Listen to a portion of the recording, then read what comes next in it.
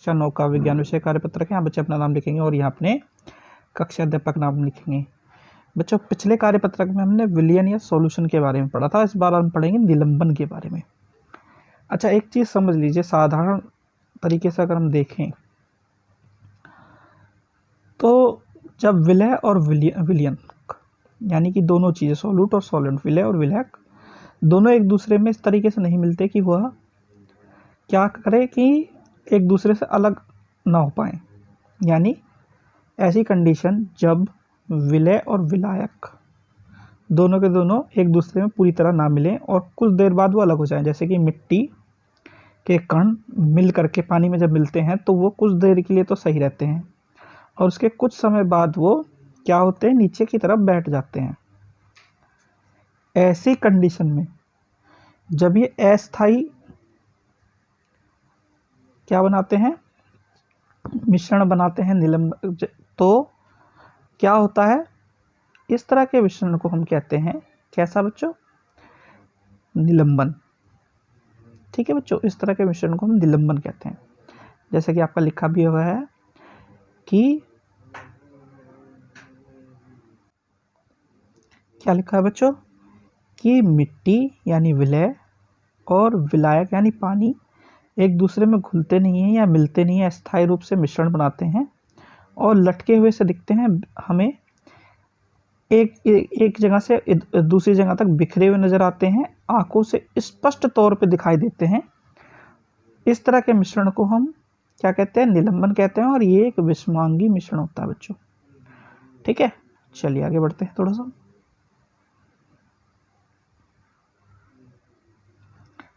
यहाँ पे क्या है, विलय को विलायक से आसानी से अलग किया जा सकता है। जैसे कि ऊपर वाले कंडीशन में हमने जब मिट्टी का सॉल्यूशन बनाया था या विलय बनाया था तो उसे कैसे अलग कर सकते हैं हम, वो जब नीचे बैठ जाए तो पानी को अलग से छान सकते हैं या फिल्टर पेपर से या महीन कागज से या कपड़े से छान करके छनन विधि द्वारा इन्हें अलग कर सकते हैं बच्चों। अब बात आती है निलंबन के गुणों की बच्चों। तो निलंबन के कुछ खास गुण होते हैं। जैसे कि सबसे पहला गुण है, ये विषमांगी मिश्रण होता है और कुछ समय अगर इसे शांत रख दिया जाए तो ये नीचे की ओर बैठ जाता है, नीचे की ओर बैठता चला जाता है और यह एक अस्थायी मिश्रण भी होता है एक तरह से।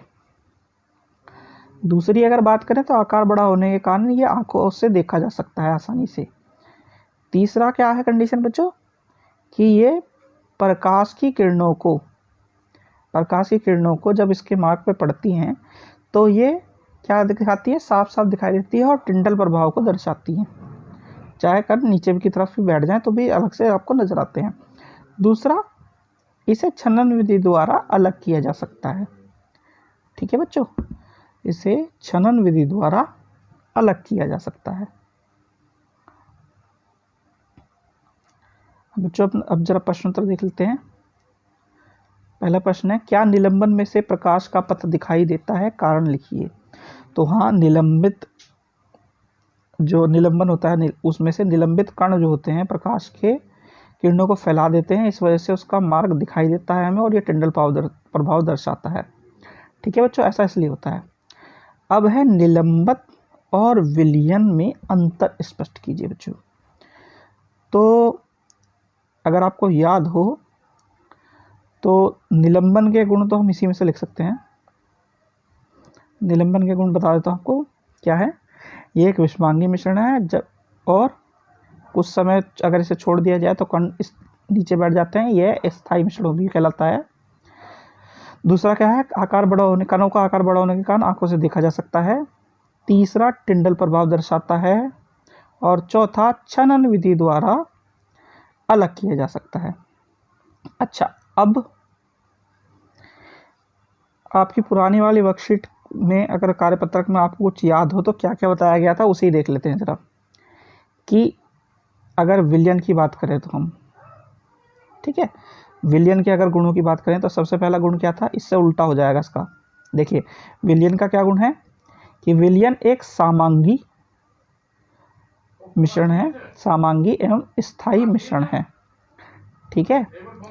दूसरा, उसके कणों का आकार छोटा होता है, 1 nm के बराबर लगभग, जिस वजह से वो आंखों से नहीं देखा जा सकता है। ठीक है।